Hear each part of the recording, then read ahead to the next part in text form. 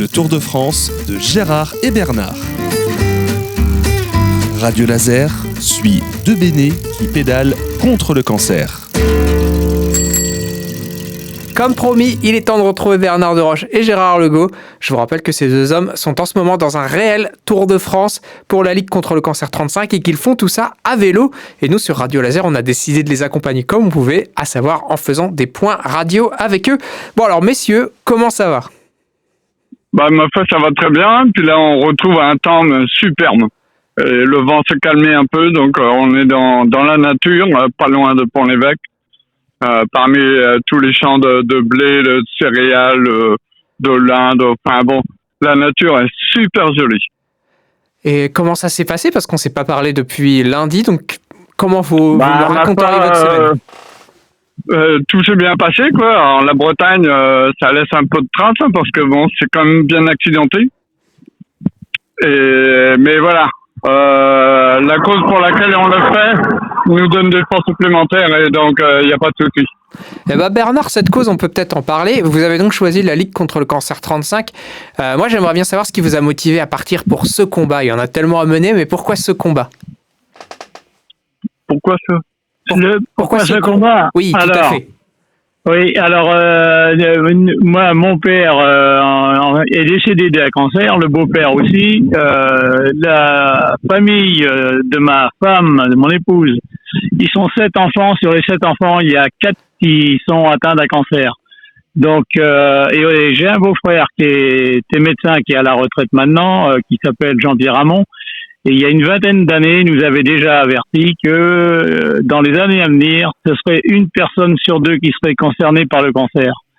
Donc, depuis ces dates-là, et puis comme on est fortement touché, disons que on est vraiment impliqué dans la recherche et puis l'accompagnement des gens qui sont atteints de cette maladie.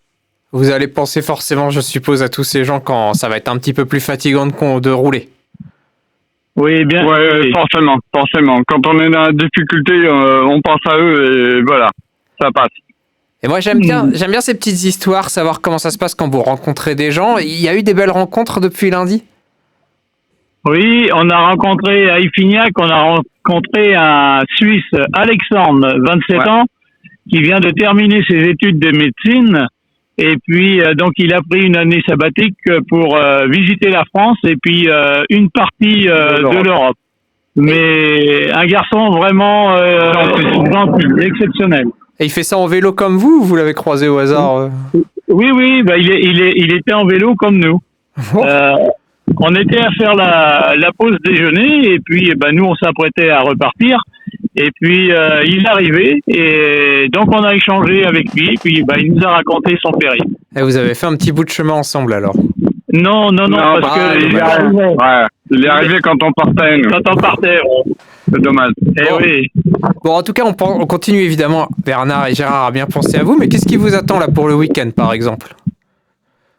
Là, on va longer la Somme, là, on va remonter vers le nord. Ce sont des étapes que je qualifierais de tranquilles pour niveau énergie, parce que le terrain est plutôt plat par là. Et niveau météo, vous savez un peu à quoi vous attendre ? La météo ? Oui. La météo, donc pour demain, apparemment, ils annoncent encore une belle journée. Et puis, dimanche aussi, apparemment, ça va peut-être se couvrir un peu, mais ça devrait aller. Bon. Et là, alors vous m'avez dit, vous êtes à Pont-l'Évêque au milieu des champs. J'ai imaginé la scène, ça avait l'air super. Vous repartez bientôt, vous faites une petite pause. Comment ça se passe pour le reste de cette journée ? Non, on va aller jusqu'au but. Là, les pauses, on le fait le midi. Mais autrement, pas trop de pauses parce que ça nous coupe un peu dans notre élan.